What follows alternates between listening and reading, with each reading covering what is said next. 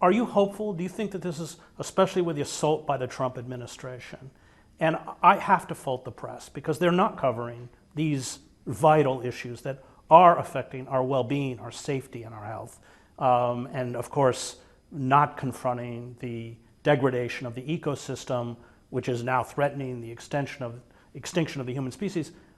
Are you hopeful? Do you think that we can wrest back control?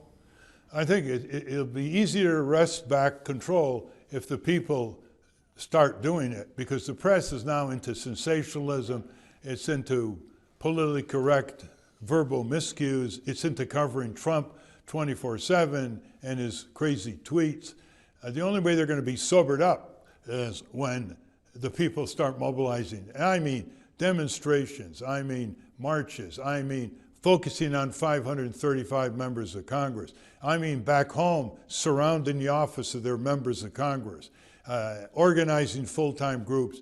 It's less than 1% of the people. Give me a third of the people who are bird watchers to watch Congress, and you'll see the change.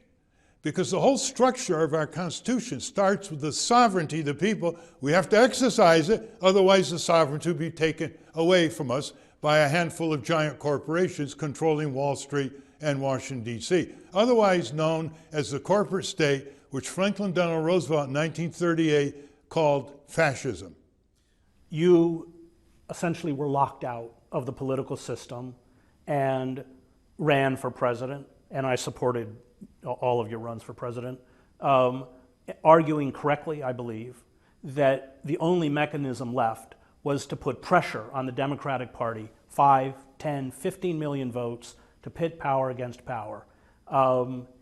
And I guess the question is, are we going to be able to reform our system and wrest back control within this two-party system? The Democrats can be changed. They already have some pretty rebellious people in Congress. But they're not numerically. They get a lot of press, but numerically. They're not numeric. On the other hand, what's out there? Out there is nobody's organizing. So before we give up, let's have 1% of the people get serious about the future of our country and roll up their sleeves and spend a few hundred hours a year organized to take back one of the parties. Or, and I'm told by several enlightened billionaires, that if the Democrats fail again to defend the country because they're indentured to corporate money against the Republican Party, they can't landslide the worst, most corrupt Wall Street, indentured, warmongering, cruel Republican Party in history, there will be a new party formed, and I mean a really big one, just the way the Whigs in the 19th century were replaced by the Republican Party.